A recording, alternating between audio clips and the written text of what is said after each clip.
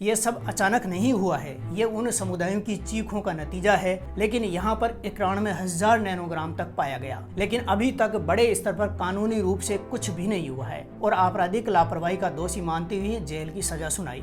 इसी चमत्कार के चलते PFAS का कारोबार खूब चला है। नमस्कार, मैं रामगोपाल जाट और आप देख रहे हैं सियासी भारत। हर युग अपने साथ कुछ ऐसे विष लेकर आता है जिनका असर तत्काल नहीं, कई पीढ़ियों तक महसूस होता है। कभी भोपाल की हवा में मिथाइल आइसोसाइनेट घुला था जिसने रातों रात हजारों जिंदगियां छीन ली। कभी DDT था जो धीरे धीरे मानव शरीर में जहर की तरह जमा होता रहा। आज उसी परंपरा में सबसे खतरनाक नाम जुड़ गया है PFAS, यानी पर एंड पॉलीफ्लोरल की सब्सटेंस, जिसे फॉरएवर केमिकल कहा जाता है। ये सिर्फ रसायन नहीं है, ये आधुनिक इंडस्ट्री लालच का वो स्थायी जहर है जो न मिट्टी छोड़ता है, न पानी और न ही इंसानी खून को माफ करता है। इस बार फर्क इतना है कि यूरोप ने इस जहर को पहचान कर अपने यहाँ रोक दिया और भारत उसी जहर को आर्थिक अवसर मानकर गले लगा रहा है। इन रसायनों की रीढ़ कार्बन और फ्लोरीन के मजबूत बंधन से बनी होती है। ये बंधन प्रकृति के सबसे ताकतवर रासायनिक बंधनों में से एक है, जिसे गर्मी, पानी, तेल, अम्ल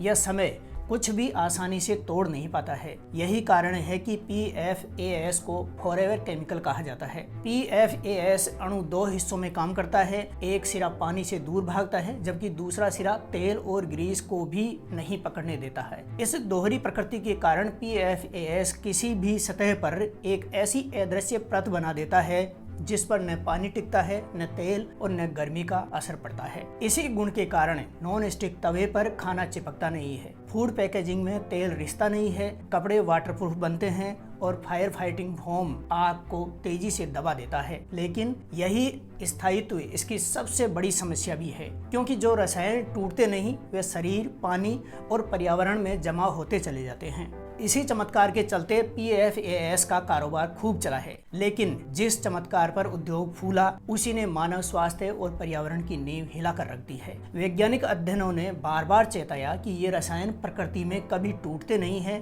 पीने के पानी और मिट्टी के जरिए शरीर में प्रवेश करते हैं, खून में जमा होते हैं और कैंसर, हार्मोनल असंतुलन, इम्यूनिटी की कमजोरी, बांझपन और जन्म दोष जैसी गंभीर बीमारियों से जुड़े पाए गए हैं। यूरोप ने यह सच्चाई बहुत भारी कीमत चुकाकर सीखी। वर्षों की वैज्ञानिक जांच, नागरिक आंदोलन और स्वास्थ्य संकटों के बाद यूरोपीय संघ को मानना पड़ा कि PFAS केवल पर्यावरणीय मुद्दा नहीं है, बल्कि सार्वजनिक स्वास्थ्य का एक बड़ा आपातकाल है। इसी के आधार पर यूरोप में कदम दर कदम कड़े फैसले लिए गए। 2009 में सबसे खतरनाक PFAS में से एक PFOS को स्टॉकहोल्म कन्वेंशन के तहत वैश्विक स्तर से प्रतिबंधित किया गया। इसके बाद PFOA, जिसे वर्षों तक सुरक्षित बताकर बेचा गया था, उसे 4 जुलाई 2020 से यूरोपीय संघ में POPS रेगुलेशन के अंतर्गत बैन कर दिया गया। 2023 में PFHXS जैसे अन्य समूहों को भी स्टॉकहोल्म सूची में जोड़ा गया। आज स्थिति ये है कि 2025-26 तक यूरोप हजारों नहीं बल्कि लाखों PFAS रसायनों पर व्यापक प्रतिबंध लगाने की तैयारी कर चुका है।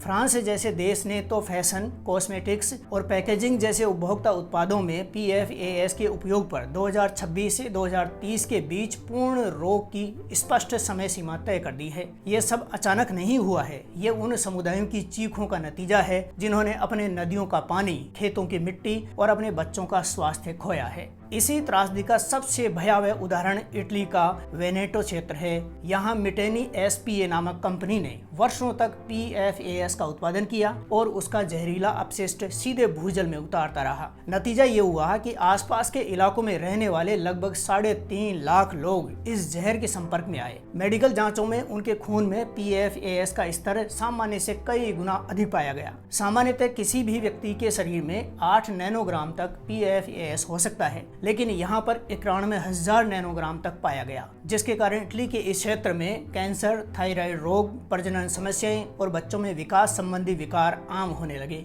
ये कोई प्रशासनिक भूल नहीं थी, बल्कि सुनियोजित औद्योगिक लापरवाही थी। स्थानीय लोगों, सामाजिक कार्यकर्ताओं, पत्रकारों द्वारा इसे लेकर खूब लंबी लड़ाई लड़ी गई। अंततः इटली की अदालतों ने कंपनी के वरिष्ठ अधिकारियों को पर्यावरण प्रदूषण और आपराधिक लापरवाही का दोषी मानते हुए जेल की सजा सुनाई। यूरोप ने इस दर्द से से सबक लिया और जहर पर ताला लगा दिया है। लेकिन एक खौफनाक कहानी यहीं खत्म नहीं होती है। दरअसल अब वही जहर, वही तकनीक और वही मशीनें भारत की जमीन पर उतर आई हैं। आज सबसे चौंकाने वाली सच्चाई ये है, इटली की बदनाम मिटेनी फैक्ट्री का उत्पादन संयंत्र, उसकी तकनीक और उसका केमिकल नॉलेज यूरोप में बंद होने के बाद भारत में लाया गया है। इसे खरीदा है भारत की लक्ष्मी ऑर्गेनिक इंडस्ट्रीज लिमिटेड ने, जिसने अपनी सहायक company Viva life sciences private limited के जरिए महाराष्ट्र के लोटे परशुराम MIDC क्षेत्र में वही PFAS उत्पादन शुरू किया है, जिसे यूरोप ने अस्वीकार कर मना कर दिया था। यानी जो मशीनें यूरोप के लिए जहरीली थीं, वे भारत के लिए विकास का प्रतीक बना दी गई हैं।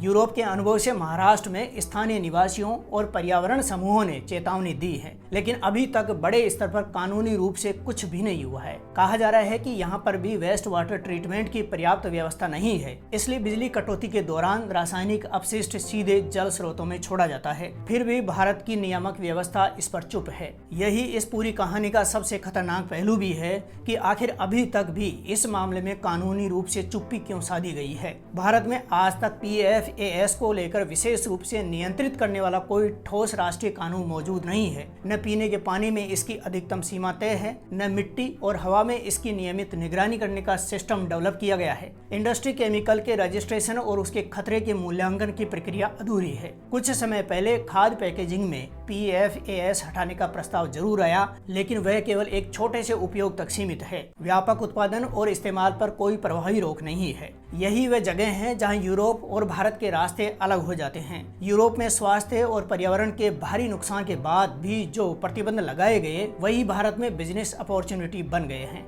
ये केवल बाजार की चालाकी नहीं, बल्कि अंतर्राष्ट्रीय पर्यावरणीय असमानता का नग्न उदाहरण है। विकसित देशों ने अपने नागरिकों को बचाने के लिए नियम कड़े किए और वही उद्योग कम नियमित, सस्ते और कमजोर कानून वाले देशों की ओर खिसक गए हैं। भारत जैसी तेजी से बढ़ती अर्थव्यवस्था, जहां मांग अधिक है और निगरानी बेहद कमजोर है, इसलिए PFAS के लिए भारत आदर्श गंतव्य बन गया है। सबसे चिंताजनक बात यह है कि इस पूरे समीकरण में सबसे कमजोर कड़ी भारतीय नागरिक हैं, जिसका स्वास्थ्य, पानी और आने वाली पीढ़ियां खतरे में शामिल हो गई हैं। भारतीय नागरिकों के पास आज कोई मजबूत कानूनी ढाल नहीं है। सवाल ये नहीं है कि PFAS फैक्ट्री में कितनी नौकरियां मिली, सवाल ये है कि कितने कैंसर के मामले बढ़ेंगे, कितनी नदियां हमेशा के लिए जहरीली होंगी और कितने बच्चे जन्म से पहले ही इस जहर का बोझ ढोने को मजबूर हो जाएंगे। ये केवल एक केमिकल फैक्ट्री का मामला नहीं है, ये उस सोच का आईना है जो मुनाफे को जीवन से ऊपर रखती है। क्या भारत की जनता का स्वास्थ्य, पर्यावरण और न्याय औद्योगिक लाभ से कम मूल्य का है? क्या हम वही गलती दोहराने जा रहे हैं जिसकी कीमत यूरोप ने लाखों बीमार लोगों और बर्बाद भूजल से चुकाई है? यूरोप ने PFAS से सबक लिया क्योंकि उसने नुकसान को देखा और स्वीकार किया। अब भारत के सामने फैसला है, या तो हम समय रहते चेत जाएं, कानून सख्त बनाएं, जवाबदेही तय करें और जहर को रोकें, या फिर वही जहर अपनाएं जिसे दुनिया के विकसित हिस्से ने अपने भविष्य के लिए खारिज कर दिया है। इतिहास गवाह है, जहर कभी विकास नहीं देता, वह सिर्फ तबाही को स्थायी बना देता है।